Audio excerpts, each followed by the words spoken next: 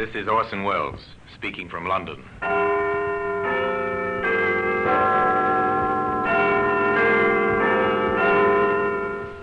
Here in the grim stone structure on the Thames, which houses Scotland Yard, is a warehouse of souvenirs, where everyday objects, a candlestick, a china doll, a broom, all are touched by murder.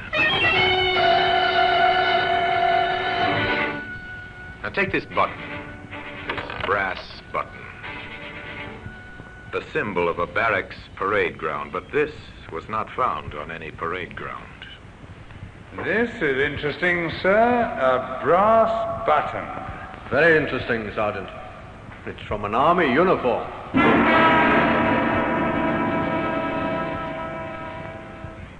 Today, that button can be seen in the Black Museum.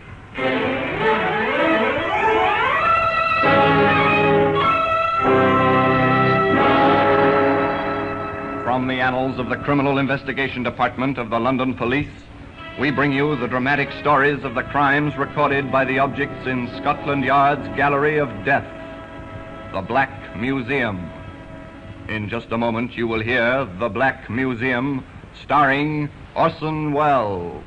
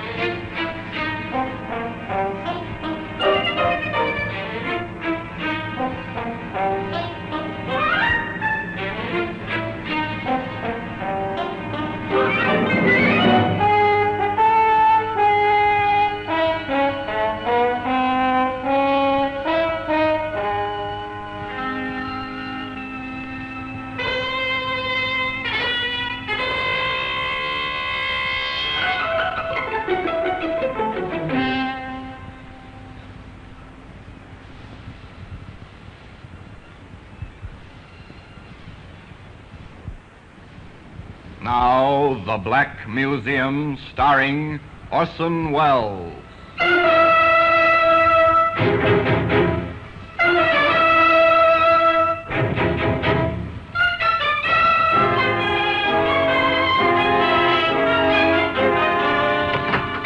Well, here we are in the Black Museum, Scotland Yard's Museum of Murder. Shelf upon shelf of curious and repellent objects. The urge to kill, illustrated in many, many ways. Here lies death. Here in the echoing stillnesses of the long room, one stands and looks at violence, expressed by the exhibits that line the shelves, the tables, and the walls. Repellent they may be, but by reason of their association only, for most of these tokens of murder are very ordinary objects. It's a medicine bottle. The drug it contained was beneficial in small doses. But since a woman was forced to drink the whole contents and died shortly after, the jury called it murder. Here's a kitchen knife. No household is without one, but this knife was not used solely for kitchen tasks. It was found embedded in a man's heart. Now, here we are, the brass button. It is. It's an innocuous, ordinary brass button. This was found near the dead body of a woman.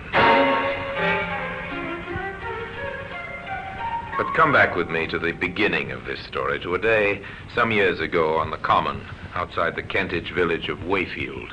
A girl was sitting beneath a tree, busily sketching. She was too engrossed to hear the approach of a young soldier until he spoke. Hello? Oh. Hello? Sorry. Did I frighten you? A little. I didn't hear you coming. Oh, I made enough row. You were so busy with whatever you're doing. What are you doing? Sketching. Can I see? You'll probably laugh. No, I won't. Show me. That's very good. Do you really think so? Well, it's fine. You must be the one they call the Swamp Girl. That's what they call me in the village. Huh. Poor, routine, dulled people. You don't like routine ways of living, do you? From what I've heard, you're something of a rebel. Am I? Hmm. You seem to know a lot about me. Oh, I've heard things. What kind of things? About how you live in an old shanty at the edge of the swamp and how you roam the common and sketch and paint. You're well informed. People talk about you sometimes. I was interested. And so you came down to see for yourself. What's the matter? Couldn't you find a girl in town? Don't say that. I wanted to meet you. To talk to you. And now that you have, will you please go away and let me work? Oh, you can work any time. I'll go away soon, if you're nice to me. Go now.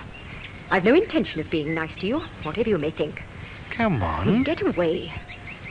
When you found out so much about me, you might have also found out that I'm not interested in men. Least of all, soldiers. That's not very kind.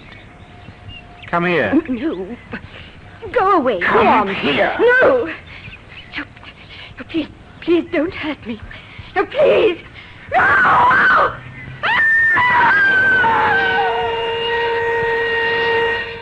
A woman screamed and cried for help on the Wayfield Common, but there was no one within a mile to hear her screams. 2 days later, in the post office at Wayfield, a letter was returned by the postmistress. Mrs. Riley, Yes, Jimmy? that registered letter you sent me out with, there was nobody about to sign for it. There wasn't the swamp girl at home. No, Mum. I called out Miss Morgan, but there wasn't any answer. All right. You can deliver it tomorrow. Yes, Mum. Her name was Jeanette Morgan, but people of the town called her the Swamp Girl because of her vagrant, strange way of living. The next day, Jimmy, the postal messenger, rode out on his bike to deliver the registered letter, but once again the Swamp Girl was not at home. Then, on the way back, taking a shortcut, Jimmy found her. Miss Morgan! Jimmy saw only her legs at first protruding from a bush, which had been meant to hide her. At first he thought she was asleep. But he didn't think so for long. She's dead. I've got to get the police.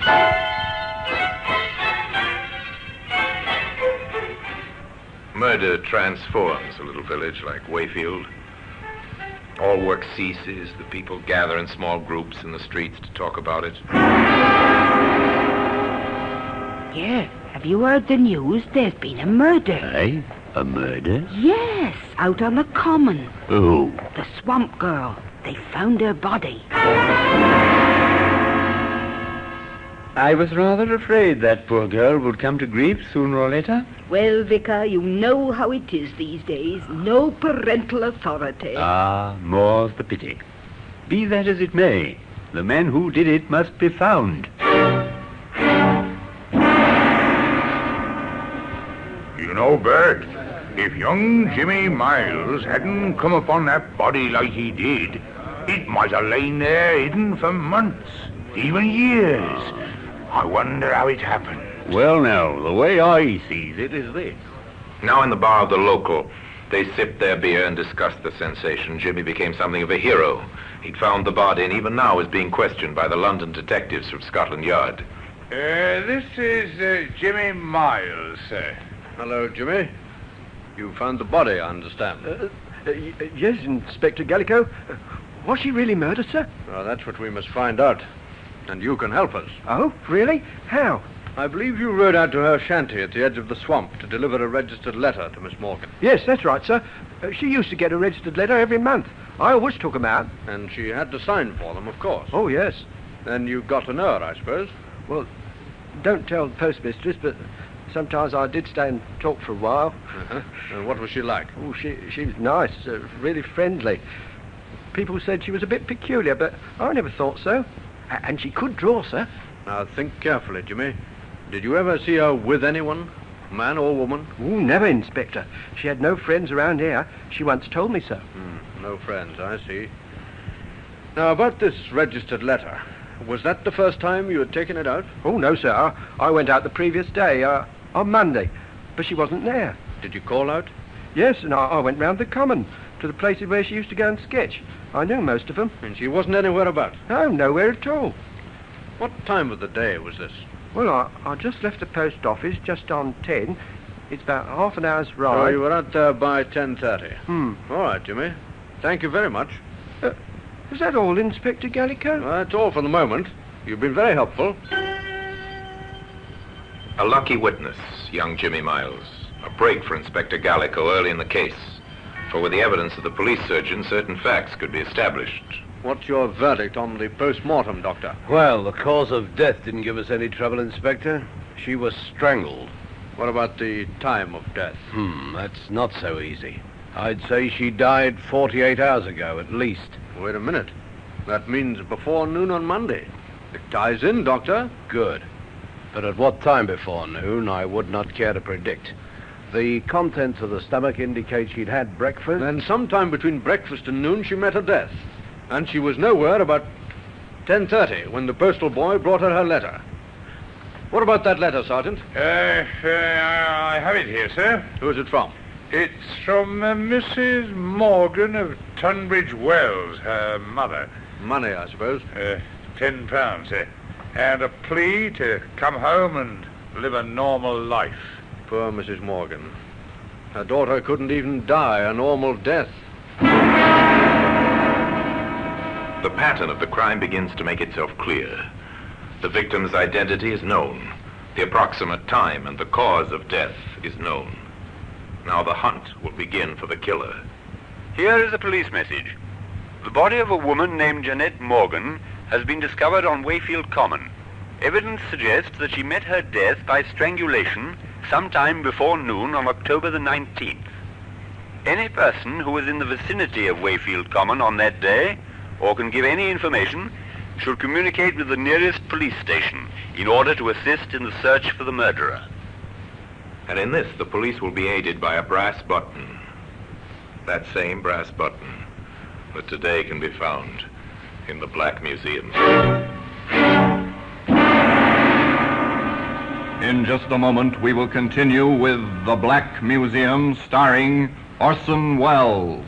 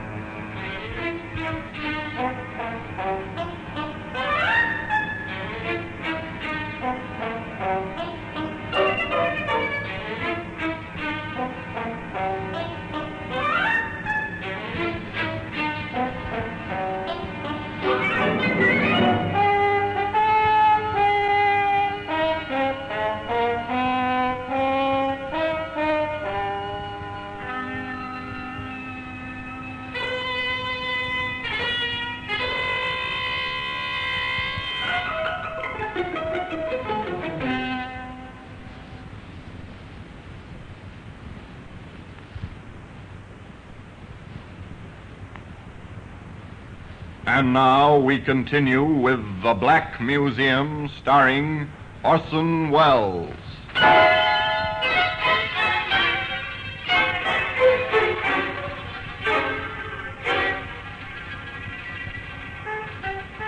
To a small cottage in Tunbridge Wells now go the detectives from Scotland Yard. To a house with the blinds drawn where a thin, bitter woman answers their questions in a strangely lifeless voice. Yes, I knew. I knew it was Jeanette when I saw the newspapers. Why didn't you get in touch with us, Mom? Oh, I knew you'd get in touch with me if you wanted me. Besides, what business is it of mine? But she was your daughter. Was she? Jeanette's younger sister lives here with me. Works at a shop nearby.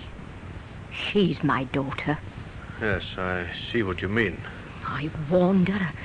I told her it had come to no good end. Living that strange and unnatural kind of way.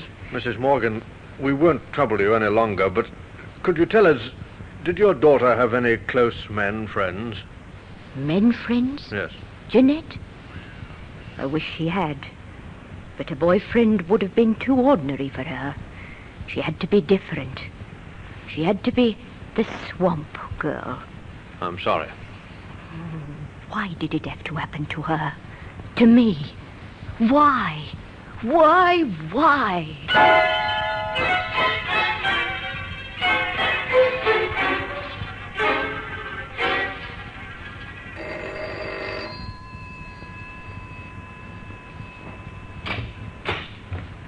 Good evening. Good evening, Vicar. I'm from the police. The police? I don't recognize you. No, sir. You see, I'm not from the local police. I'm from London. And I'm down here in connection with the murder. Oh, yes, terrible, yes. But how can I help you? Well, you can help a good deal, sir. You see, the local police are pretty short-handed, and Inspector Gallagher has decided that our next move should be to make a very thorough search of the common, particularly round about where the body was found. Oh, I see. And I suppose you want some help from my parishioners? Yes, sir, that's roughly the idea. Ah, very well, then. We'll help you in every way we can. You can depend upon us. All right, Sergeant. Let's get on with the search. Very good, sir. You take Smart and work in from the road. All right, I'll sir. take Rogers and work in from the field side. I'll meet you by the ditch. Yes, that'll be all right, sir.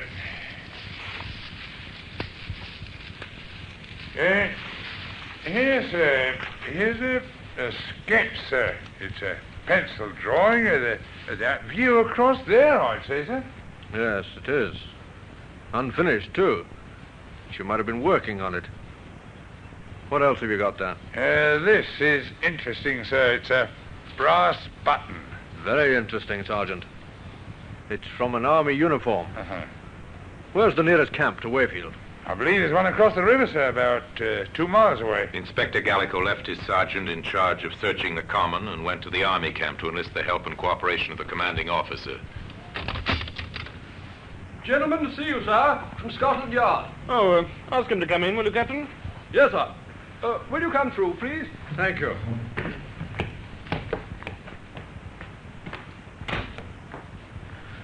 Major Curtis, I'm Inspector Gallico from Scotland Yard. Oh, how do you do, Inspector? Sit down, won't you? Well, now, how can I help you, Inspector? I'm here to investigate the murder of Jeanette Morgan. Oh, the Swamp Girl mystery. Yes. Yes, tragic business. Major, not far from where the body was left, we found this. An army button. That's why I'm here. I see. Well, I'd be glad to assist in any way I can, but permit me to hope that it wasn't any one of my men. How many men are there in camp here, Major? Well, at the present time, our unit's strength is 120. We're an engineer section, as you may know. 120 men, huh? Mm-hmm. I wondered if any of them has a button missing from his tunic. Well, if you wish, I'll order an immediate inspection. Not yet, sir. You can assist me in another way first. Oh? How, Inspector? Well, I want a list of all those absent from camp on Monday morning. Oh, that should be easy. There's no leave on any week morning. If anyone was away from camp, it must have been for a special reason. Anyone at all, between the hours of 7 in the morning and 1 o'clock. Well, the adjutant can help us there. I'll get him to make out a list of all those away from camp on Monday morning immediately. The commanding officer was away a short time, and on his return he brought with him a piece of paper containing a list of names. He gave it to the London detective.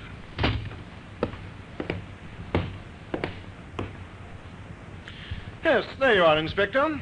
5 men were away from camp during the time you asked about. Sergeant Willis, A Company. Yes, he's our caterer at the present time. We're understaffed, of course. Sergeant Willis and Private Fields were in town with a provision truck. They were together? Yes, we could always check that with one or the other. I don't think I'm very interested in those two. Oh? What about Private Liston, B Company? Oh, he's the unit driver.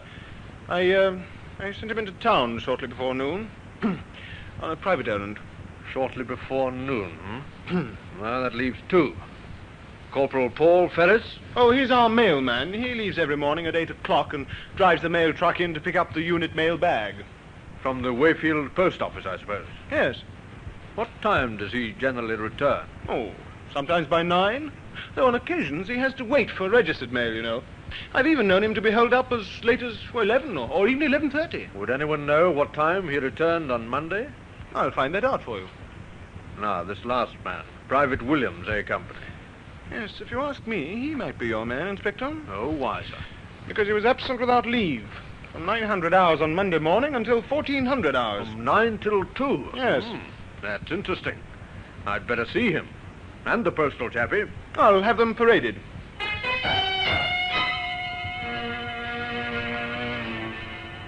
Corporal Ferris, Private Williams, this is Inspector Gallico from Scotland Yard. He has some questions to ask you both. Thank you, sir. Corporal Ferris, we'll take you first. Yes, Inspector. What time did you leave camp last Monday morning on your mail run? At 800 hours, sir. And what time did you return? Well, if I remember correctly, the mail was brought round rather late that morning, Corporal. Yes, sir. I was just about to explain to the inspector. I had to wait for several registered letters. What time did you actually return? Shortly before 1100 hours, sir. Thank you, Corporal. Now, Private Williams. You were absent without leave throughout Monday morning. Yes, sir. Are you able to give a satisfactory account of your whereabouts? I'd prefer not to, sir. Private Williams has consistently refused any explanation of his conduct, Inspector. Oh, that's rather unwise, Williams. If you have an alibi, you'll need it. This is an investigation into murder. Murder? I didn't do no murder. I was with me girl in Wakefield. Ah. What's her name? Hey, Susie Walker, 9 High Street. You asked her if I wasn't there. Oh, I didn't want to get her into any trouble, you understand, that's all. But murder? Oh, I don't know nothing about the girl who was killed. Honest, I don't. Well, we'll check your statement, Williams. I've finished with them now, sir. Corporal Ferris, Private Williams, dismiss. Inspector Gallico drove into Wayfield to number 9 High Street. Oh, no, Susie wasn't out with him that day. I remember it distinctly. She went over to see her girlfriend at Kenbury. Well, you can ask her yourself.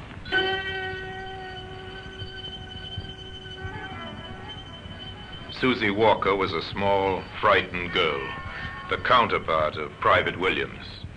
Oh, Inspector, I hope he hasn't done anything wrong up at the camp in not telling them where he was. Oh, that'd be terrible. He wouldn't tell a lie, I know that. I'm sure of it. You see, we'd had a quarrel, and he wanted to see me. I didn't dare let Mother know, so I made up a story about it. She confirmed his alibi, and Gallico went next to the post office to interview Mrs. Riley. Just one inquiry I'd like to make, Mrs. Riley. Oh, anything at all, Inspector. Anything. To think of that poor girl. And my Jimmy Miles finding a body. Mrs. Riley, can you recall offhand whether you had any registered mail for the Army unit on Monday? Registered mail on Monday. Well, I couldn't remember offhand, Inspector, but I'll have it here in the book. Wait a minute and I'll look it up.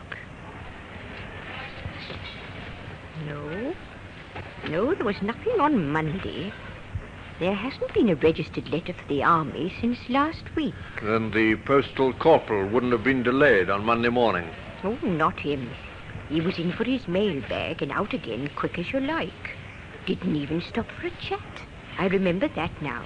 What time would he have left here, Mrs. Riley? Can you give me any idea? I can give it to you right on the dot. It's come back to me quite plainly. We open at 8:30. Corporal Ferris was here waiting when I arrived to open up. 8:30. And he didn't stay? No, not more than a few minutes.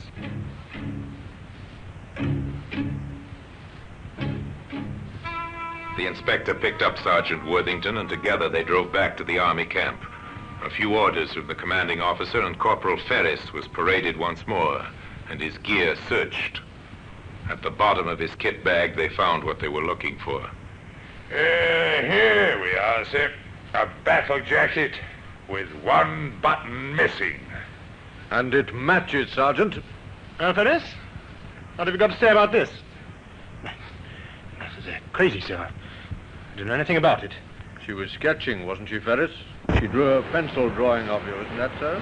You're bluffing. She didn't do any drawing of me. It was a landscape scene. A landscape scene, yes, so it was. And that fact has never been mentioned in any of the papers. Only the sergeant and I knew that, Ferris. And the killer.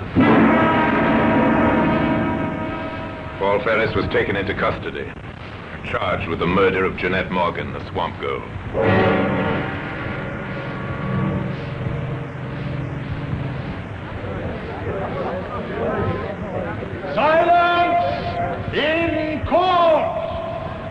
Ladies and gentlemen of the jury, you have heard the facts in this case as related by the witnesses which have been called, both by the defense and the prosecution.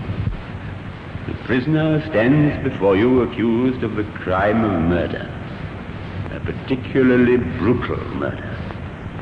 A murder without motive. But lack of motive is not necessarily a defense. It is for you to decide whether the facts which you have learnt during this case, not only the words spoken by the witnesses, but the mute testimony of the material objects placed before you, justify your verdict, which must be beyond all reasonable doubt.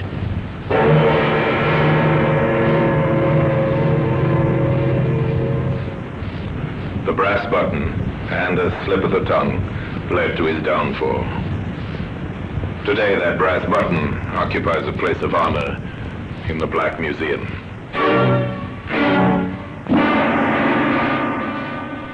Orson Welles will be back with you in just a moment.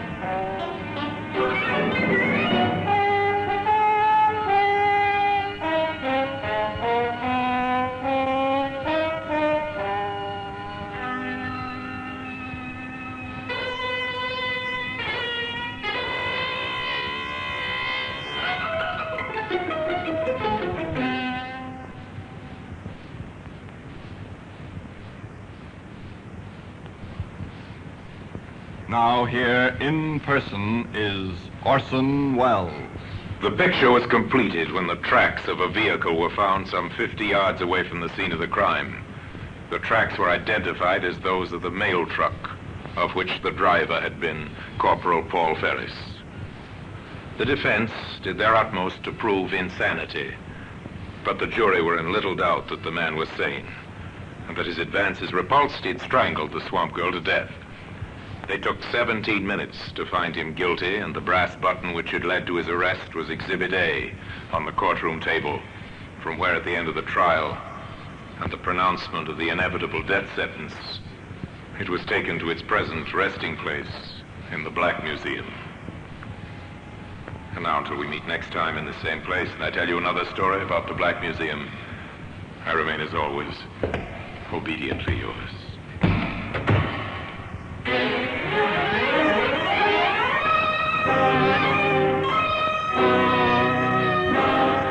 The Black Museum, starring Orson Welles, is presented by arrangement with Metro-Goldwyn-Mayer Radio Attraction. The program is written by Creswick Jenkinson, with music composed and conducted by Sidney Torch. Produced by Harry Allen Towers.